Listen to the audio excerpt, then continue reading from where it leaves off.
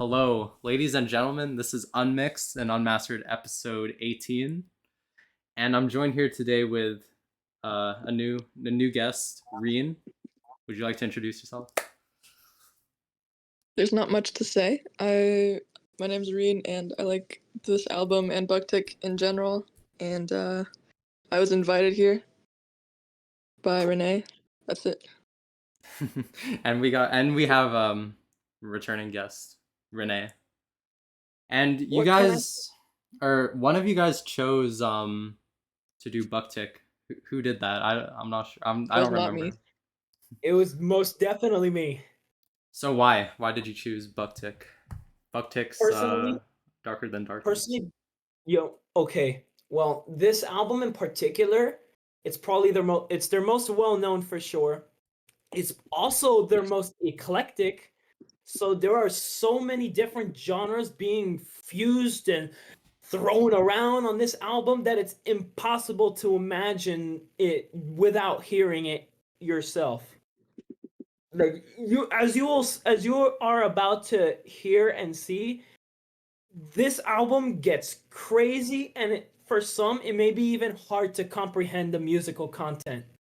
And personally, Bucktick are one of my favorite they're one of my favorite bands of all time. So I was absolutely up to cover an album from them, especially something as crazy as this, which would be perfect for the podcast.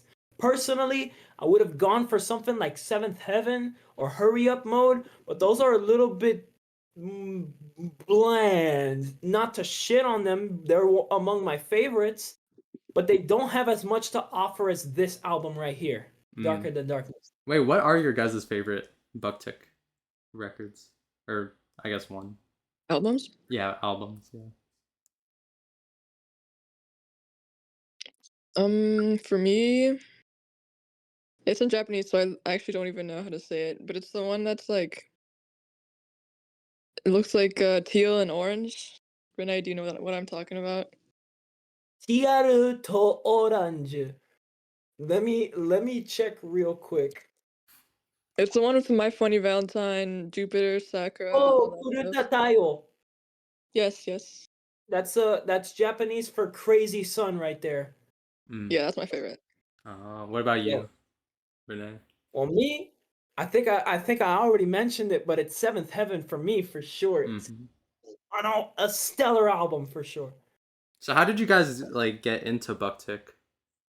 Like, what were your first Reading I saw an experiences? edit. Mm-hmm. I saw an edit on TikTok of Atsushi Sakurai, and I was like, wow, I wonder what band he's in. And then I just got into that. And me, it's a little bit of a long story, but to put it shortly, I found a gothic music tier list and I decided to check out every single fucking album I could find on there that was on Spotify. There were a few that I couldn't be able to find on streaming. Jusankai wa Gecko by these guys happened to be on there. I went through that entire album and I was like, holy fucking shit, I like this. And then I found out that I recognized this album cover from that album cover posting account on Twitter. I don't know if any of you are aware of it, but I remember seeing that same fucking lion wolf picture or whatever you want to call it being posted on there. And All right, let's move on. So, yeah, okay, I started recording. Can you guys like describe what Visual Kei kind of is? It's kind of like a very broad term. I think I can be able to help with this one. So basically, Visual Kei, it's not necessarily genre restrictive because there are dozens of different genres that are separated into Visual Kei, and that can include electronic body music, avant-garde metal, post-punk, speed metal, fucking punk rock, whatever, straight up punk rock, whatever works. It just generally focuses on the physical aspect of having glammy or colorful gothic outfits that fit the the theatricality. Well, I'd challenge that because there's also a lot of different styles regarding the outfits, like, soft visual versus something like koteke and all that kind of stuff. So it isn't like a music genre thing, but it's also very diverse in the topic of style and clothing. And it's also about the makeup, the hair, and just challenging a social norm also. Yeah, It because started like that for X Japan also, yeah, because from what I've seen, like heard on a podcast, like that Japan is kind of like a society that like just like conforms to like a certain standard, and I guess like Yes, Visual yes, Kei is exactly. trying to like rebel against that sort of idea. Yes. Yep. It was the more glammy side of Japan's, let's say, youth being rebellious to the then social norms, just generally the norms. It all really Reality started. too. Yeah, I'd say it all really started with some of the Japanoise acts starting in the 70s with, like, let's say Les Ralises Denudes, maybe early Fushitsucha, or some even earlier example, I guess. But most of Japan's, I guess, popular music was mostly Kaiokyoku, which was like basically think city pop, but it's more based on traditional Japanese rhythms, and that was basically what was popular at the 70s. And then when you had rebellious psychedelic bands like these showing up, then you had yourself another standard of Japanese music. It's just plain noisy shit, and that's where you get stuff like Merzbow, the Ghetto Getty, Gege, all the crazy Japanoise artists just coming in the early 80s from that deep underground part of underground Japanese music. And then you had like the more traditional punk bands like the Stalin, which are, I'd say, are one of the biggest influences on Visual Kei music in terms of the rebellious aspect, because they were a straight up hardcore punk band. And not to mention Buck Tick themselves were originally the Stalin cover band. So that's another thing to note when you're talking about that. And then from punk rock, we went to heavy metal, like with X Japan, and another band that might be worth looking into, Seikimatsu. They're basically the Japanese Kiss, and they sort of have the visual aesthetic down, but they're not really glammy enough to be considered a Visual Kei band. Nonetheless, being contemporaries of X Japan, did have some considerable level of influence regarding music for the youth, let's say. And it all branches out from there. The rest is basically history. And yeah, so yeah, you mentioned Bucktick being a Stalin cover band. How did they like form? Do you guys know? I think it was originally Hisashi Imai's idea right there, the lead guitarist, to form a band, and he encountered he encountered the other band members for the most part himself, and originally keep in mind they originally had a different singer before Sakura came in, and he found Sakurai as like this loner guy in his school. Like he wasn't even originally into the punk rock stuff that the other guys were into. But he got recruited nonetheless after he developed an interest in that sort of music and was like, hey, all right, I fuck with the idea of joining you in a band. That's after he was hanging out with, and that's basically how Buck Tick slowly came together to become Buck Tick right there with Sakurai. And yeah, what do you think about like their outfits, like historically, I guess? Fire. Alright. What do you guys like about them? It's just visually, appealing for me. Mm. I like the. I just think it's different, and that's what I like about a lot of things that they did with their hair and stuff, especially. Yeah, I like the guy on the right here, or the top right. He's got a crazy hairstyle. I mean, to be honest, most Visual Kei musicians back in the late '80s did kind of go for the hair going 10 feet high into the Yeah, yeah, fucking yeah. air. Mm. Where it was basically almost every Visual Kei band, X Japan, Derlinger. I okay, maybe not Luna Sea, but bands that sort of had a similar sound going for them, and Buck Tick especially, are really big examples when it comes to the towering hair. Mm.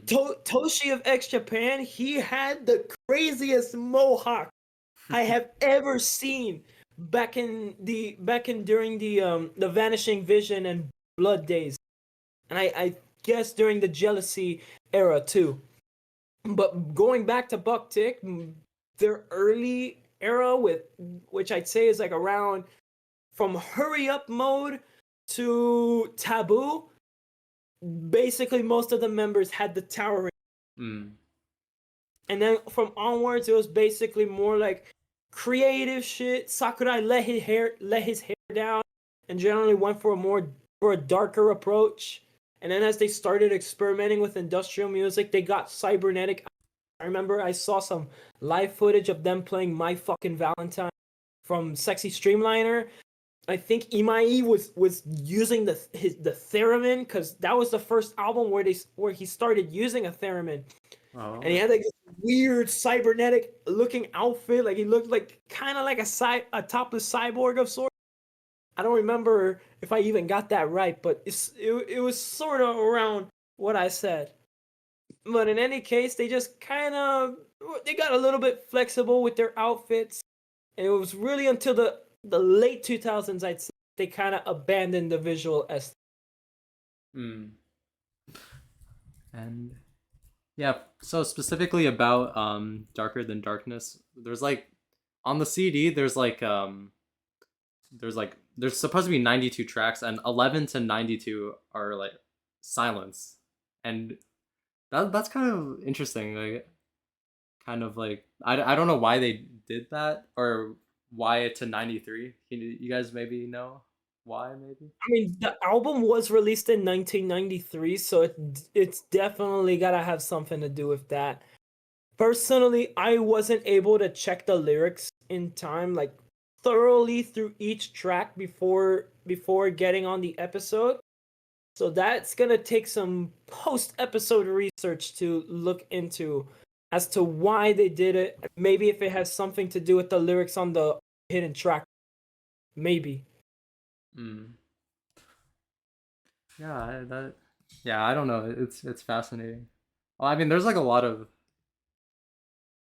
CDs that do that too. But yeah, interesting that it goes all the way out to 93. Do you guys want to play a little track? Yeah, I mean, I did want to mention that kind Oh, of reminds me of the first Him album. They kind of had something going up to like 66 tracks or something. It was something like that to coincide with the album volume, Love Songs Volume 666, whatever it was. I know that it had something with the number of the wait, beast. who is him? I don't know. Him is like this Finnish gothic metal band Oh. from the late 90s. They're probably one of the most popular gothic metal bands. I'd say they're second to Typo Negative when it comes to pop. Mm. But they're more on the poppy spectrum of gothic metal or gothic rock. They're definitely not as gothic as most other bands for sure though. Mm. In any case, I did see some similarities between those two albums. Hmm. Wait, okay, you guys want to play a little track? Let's do it. Mhm. So I don't know who chose this one. Who It chose was me. Kamikaze? Okay, yeah, this is I think this is a live version because it has subtitles, but if that's fine. Screw it. We could work with that. Mm. I think Yep. it gives a better visualization of what What the they drums do. are what the drums are doing in particular with Yagami. It's a super fucking jazzy track, and it's got a fair share of rock going for itself. So I'd say this is a very good example of how eclectic this album can be with regards to sound design and musical choices. Hmm. All right, wait. Let's play it. Let's go on ahead.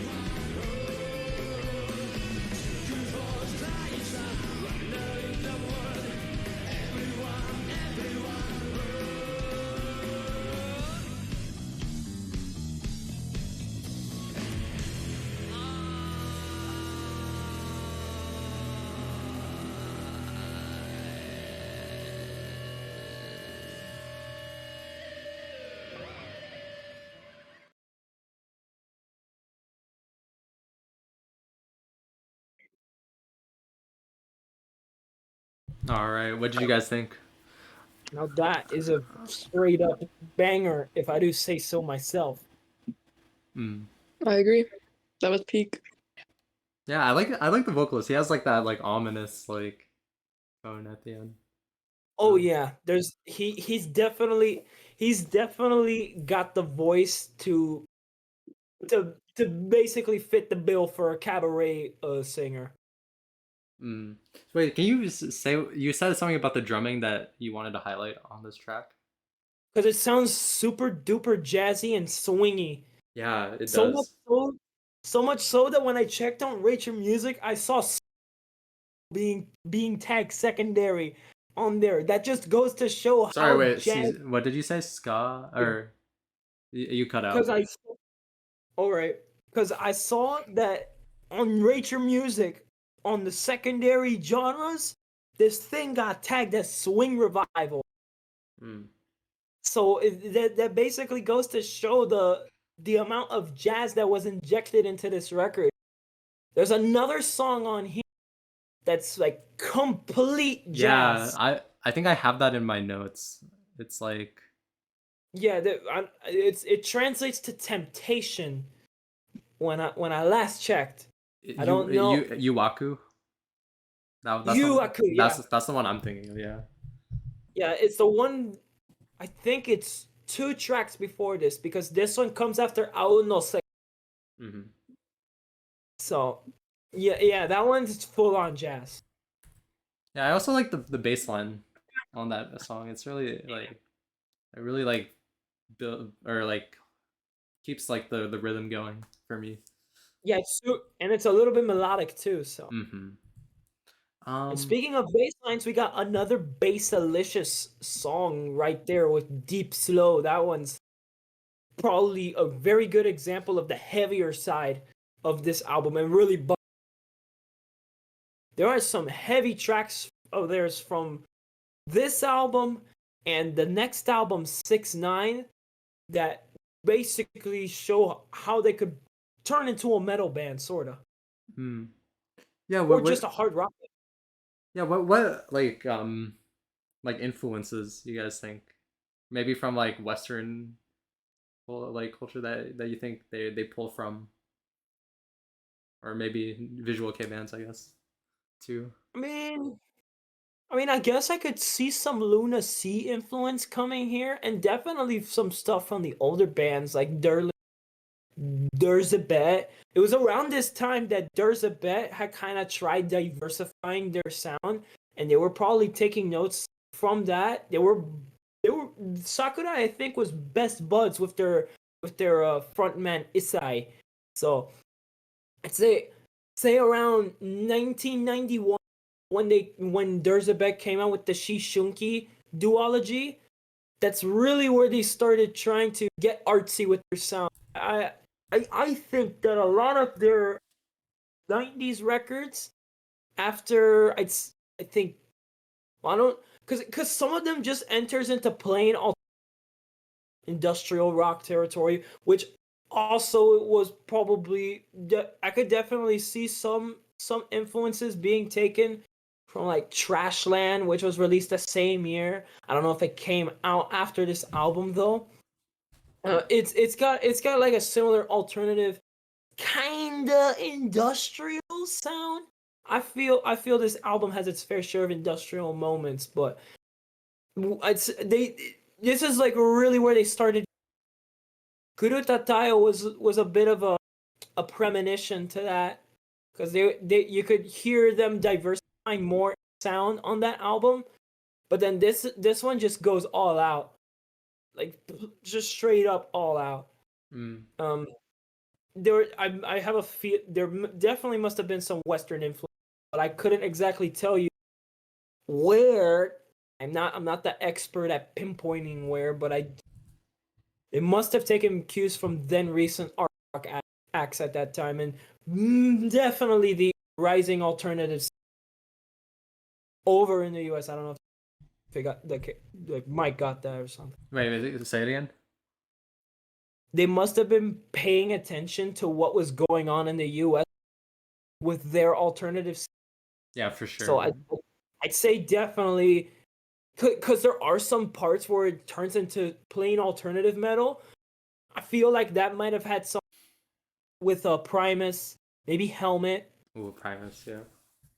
Yeah, the bass is absolutely crazy on this song Deep Slow and Ao no Sekai. So there must have been some funk metal vibes going around there, I guess. Yeah, I guess like transitioning onto like, how do you guys compare this to the other like Buptic albums in their discography? Is this not the more diverse one? I don't know, Rene, you gotta answer this. Oh my god, I would have wanted you to answer this yourself too, but okay. Well, as someone who has heard the entirety of the Bucktick discography, which is very, very extensive, and I'd say they wildly change sound between some albums. This is definitely their most diverse. It's probably their most interesting record, and there are some. I could definitely see the reasons why it's probably their best album. Personally, I wouldn't agree, but I can see why. Mm-hmm.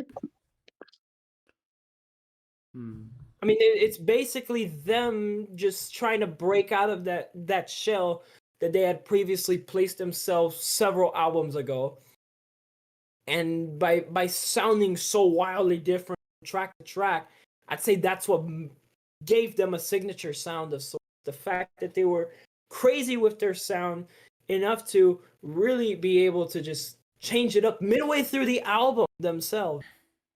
That was basically to be expected of Buck Tick after this album in some way. What about, yeah, because they're still active today, right?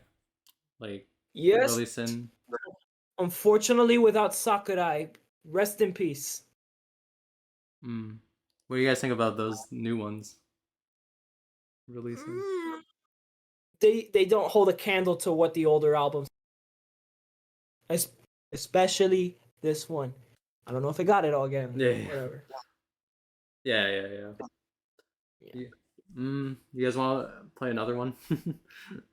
I mean, what we should well, I don't know if we should try answering Oh, wait, answering what? the other questions on here. That'd be cool if we did that. Okay. Yeah, I guess yeah, if they're still active today, like how's Visual Kei? Is it still thriving? Like, Of course. are there Very much so. still new acts popping up? Yeah, there are plenty of them. You got I could name you a couple more well-known acts. I get like you got Zaza, that's a personal favorite of buddies. And I think that was probably my first re-exposure to Visual Kei right there of sorts. Like I remember yeah, okay, it's a little bit of a long story, but I originally Go ahead and explain. I originally know their dad from being in a local cover band around here, and I saw them play a live show in this place called the Umbrella. It's now closed. I met him, and eventually some concert footage from Katsucon that these guys played at. It was their first ever U.S. show, and then I eventually, when I moved to my school, I found them surprisingly enough when they were a senior there, because I was a junior.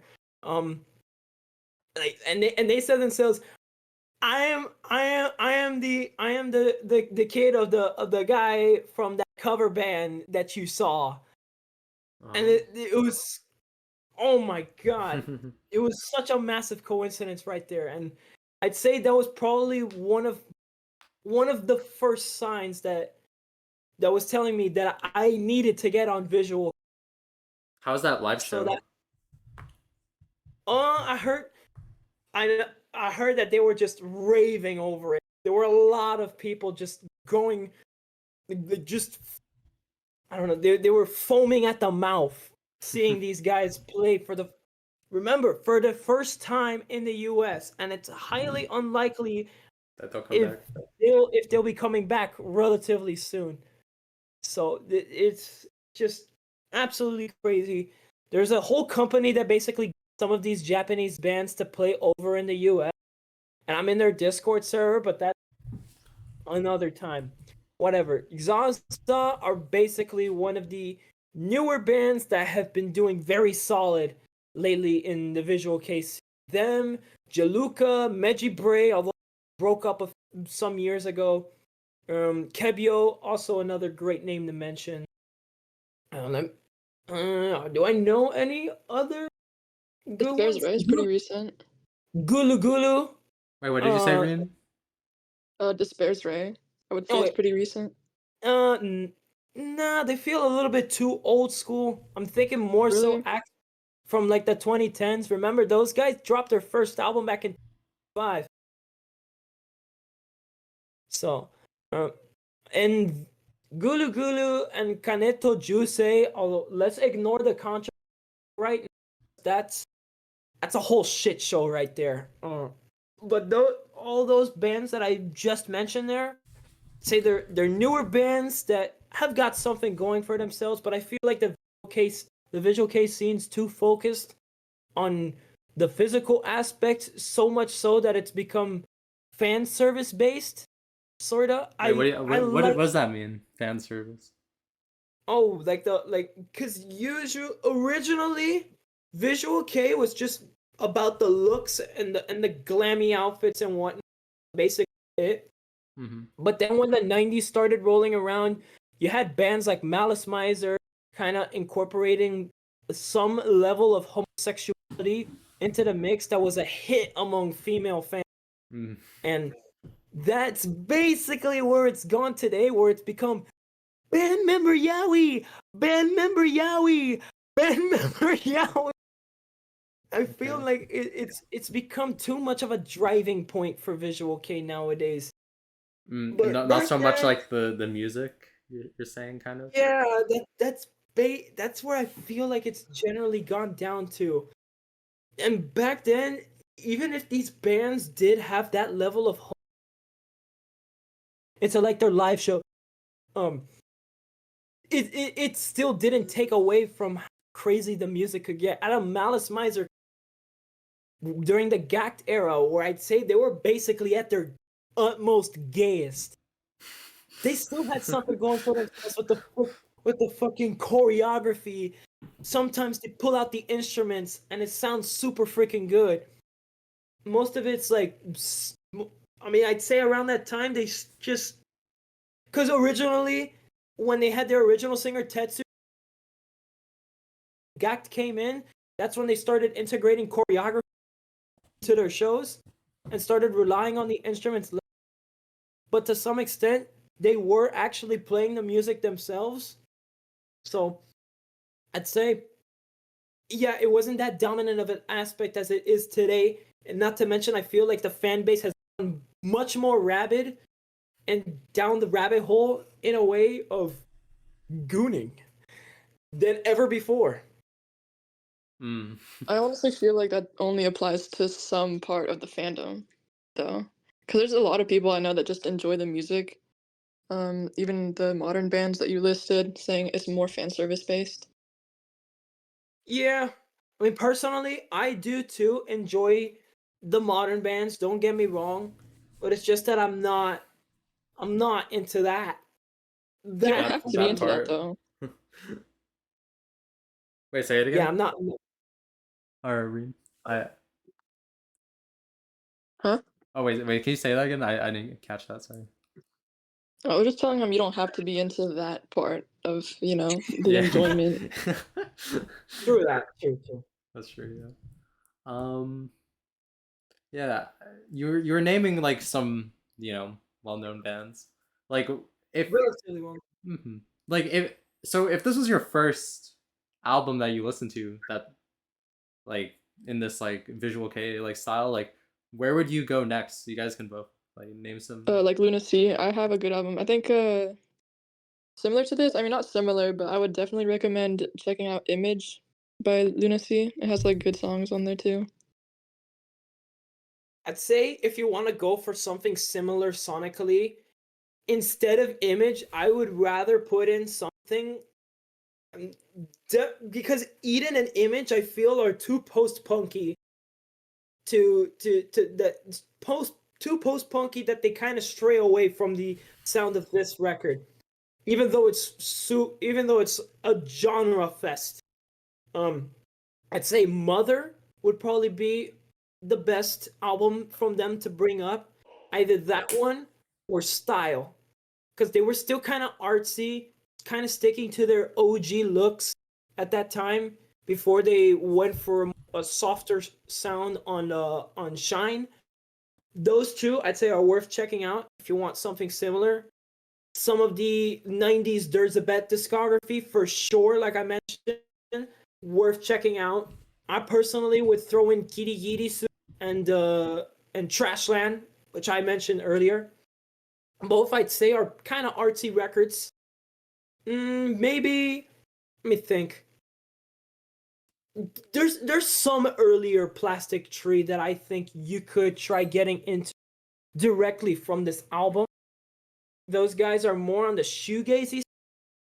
Yeah, So I like one of their albums that you showed me. Yeah, that one's like a newer one of theirs. I went through I think it was their first album, Hide and Seek, but the mixing for the guitars sounded too low for me. Might need to see if there's some sort of remix that to fix that issue because it sounded off when I listened from Spotify. It sounded off.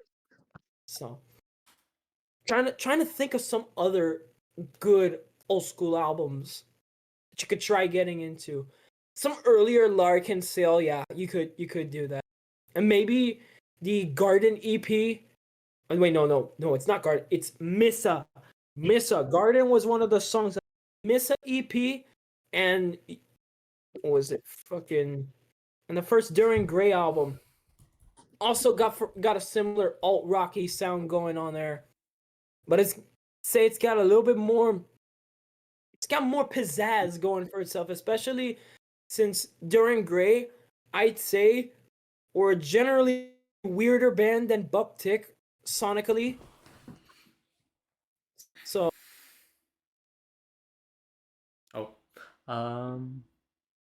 If you had to deduce to one, what what would you choose out of all those ones that you just mentioned?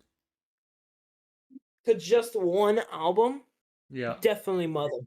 That's like another essential Visual Kei album, and you can't really miss out on Lunacy if you're gonna be getting into Visual Kei, especially some of the older stuff.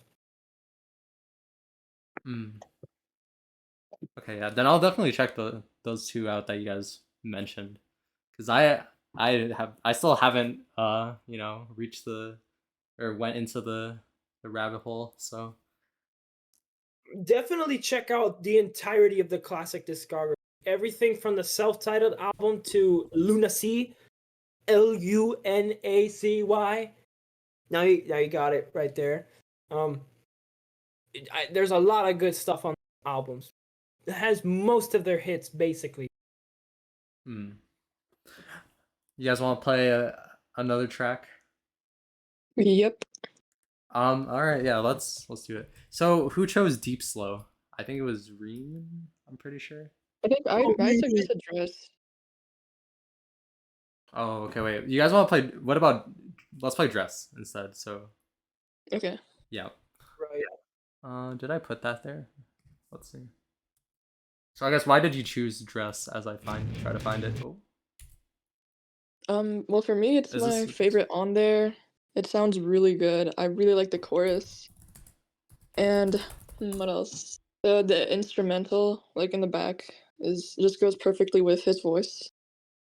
It matches well, and I think it's just the best song there is for that album. So that's why I chose it. Okay. Let's play it.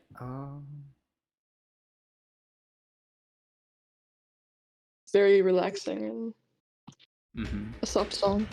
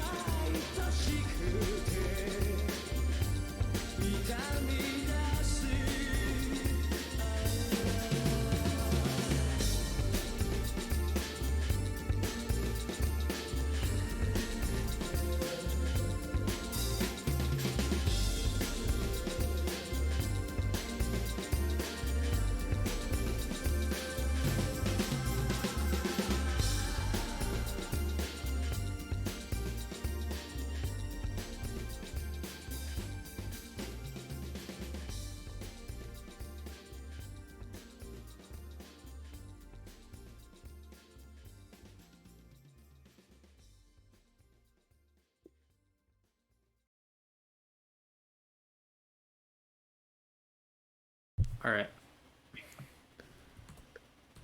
All right.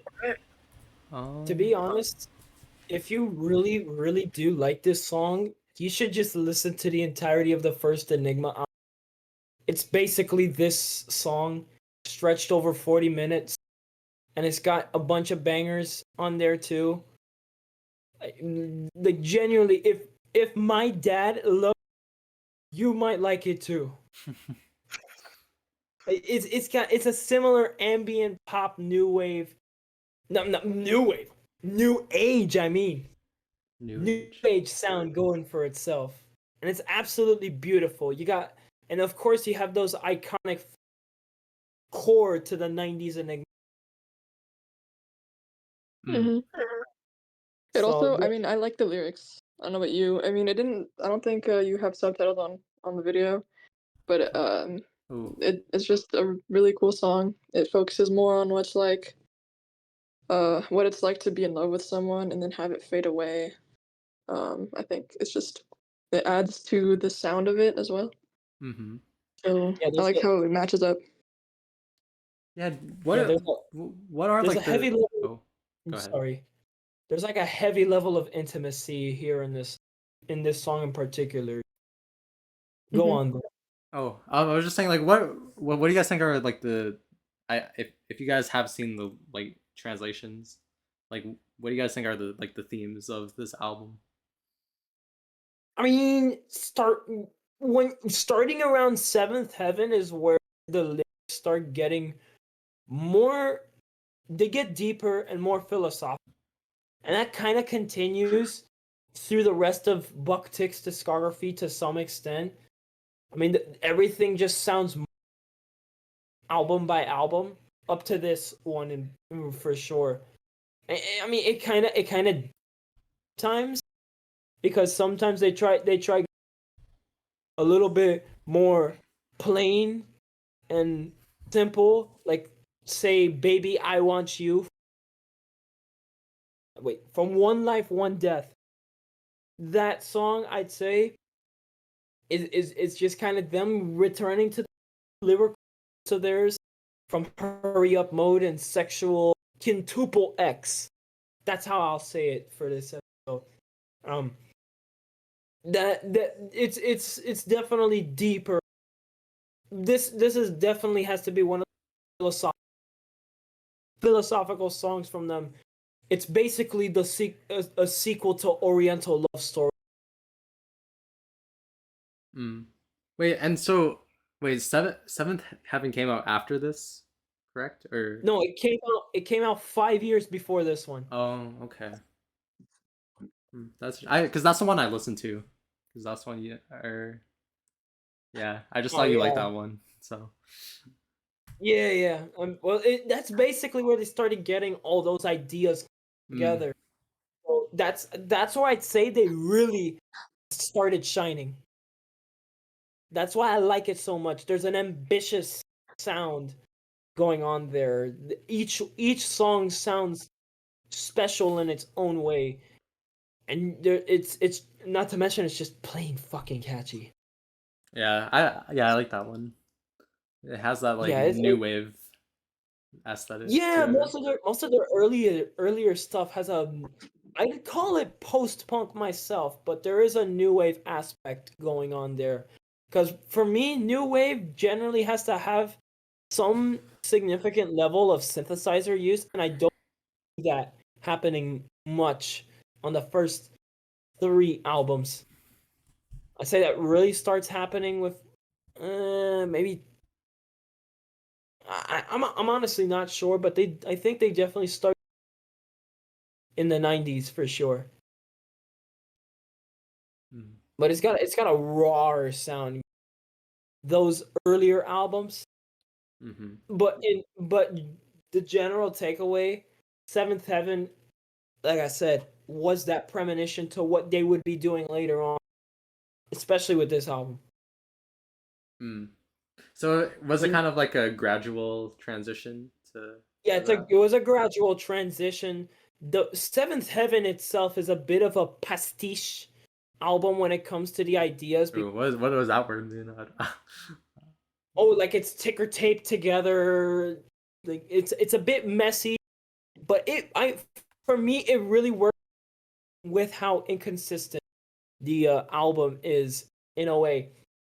And you have so many ideas going across these tracks, and it sounds sillier than the one before. Like well, you got like freaking In Heaven, which is like, oh, I love you in heaven, and but then you have Capsule Tears, which is supposed to be based off of like Irish music, and it sounds like a goofy ass circus.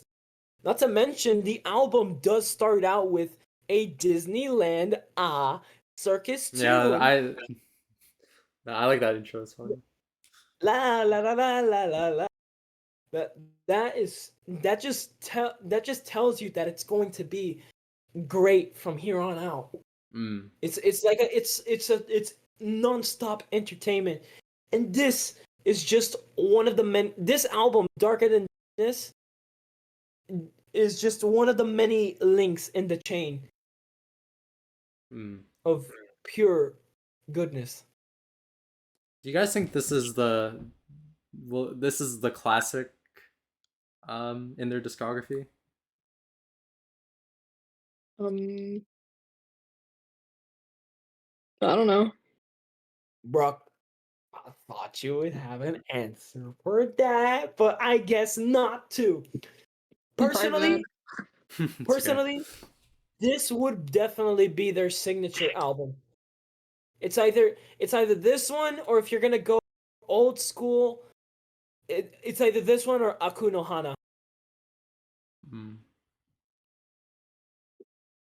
Wait, because I know Bucktick has like on regular music they have that little compilation one that's like number one. Yoshi no Shirabe, this is not greatest hits.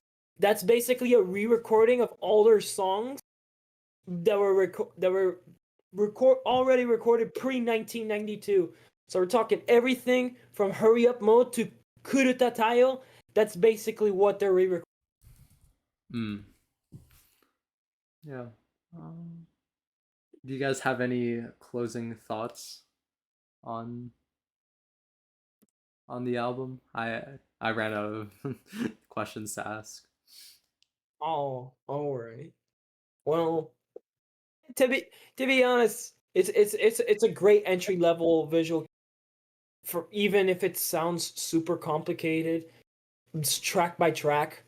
Yeah, it feels easy to get into, honestly.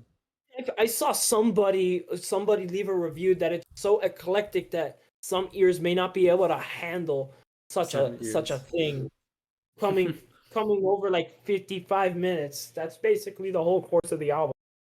Yeah, because I don't know, because I listened to it like a couple times, and I like this album for running because it has a good rhythm to it, and I feel like that's. Oh yeah, a lot of Bucktick songs, especially from the earlier days, have got that vibe.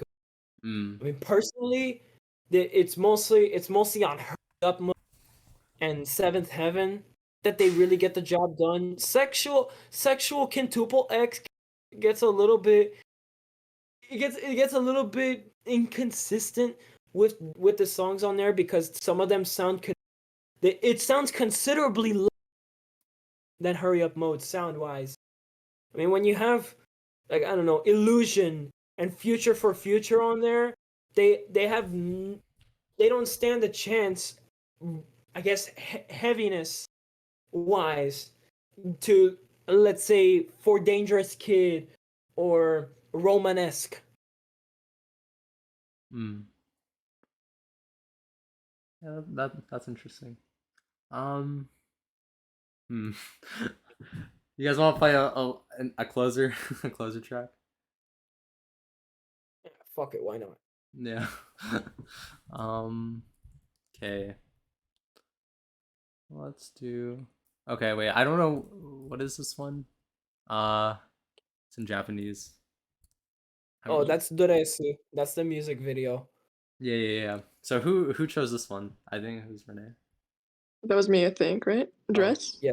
Or no. Yeah. Go ahead. What? Oh, sorry. No, it was Reen who chose this one. Reenie Weenie. Oh. Okay. So, yeah. Can you explain why? Again, sorry. Again, For. I honestly forgot what I said. Oh no, because because this song is Dress, right? Or we already played it. Yeah, we already played it. Well, you guys are confusing me. Okay. It's Dress spelled out in katakana. Doresu. Wait, did we play this? Oh, we already played this song, right? Yes. Oh, okay. Let's go back. Who suggested Deep Slow? Sorry. Me, I suggested. I suggested deep slow. Yeah, because when I was looking at the like the title for this one, I was like, okay, this can't be dress. I thought. Okay, yeah. Mushi Doresu Mushiku Video. That's basically what it says. Sorry. Yeah. No. Why did you choose Deep Slow? Oh, because like I said, it shows off the heavier side of the album. It sounds almost like Primus, except was it Hoshino? Yeah, Hoshino, the bassist. I think he's the bassist. Yeah, he is the bassist. Um, it's like Primus, but Les Claypool was not on that much crack. Mm. That's funny. All right, yeah. Yeah, it's got a funky bass line, but it's not as manic as Primus. Mm. But it's still got the Primus feel going for it. Yeah, that's a good In a description. way, I'd also compare this to Faith No More, with because Angel Dust also dropped a year before this album, or Mm. was it the same year? I think it came out a year before. All right, yeah. Let's play it. But before then, yeah. Thank you guys for watching. Thank you guys for jumping on. It was fun. Yeah. New episodes coming soon. In like tomorrow. Yes, the special birthday bash celebration episode that Yeah. I cannot be able to get into, man. Yeah. We're doing Beaches and Canyons next by Black Dice.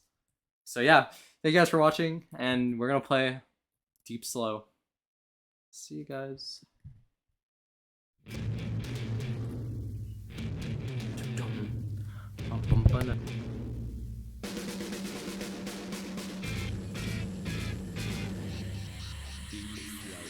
So.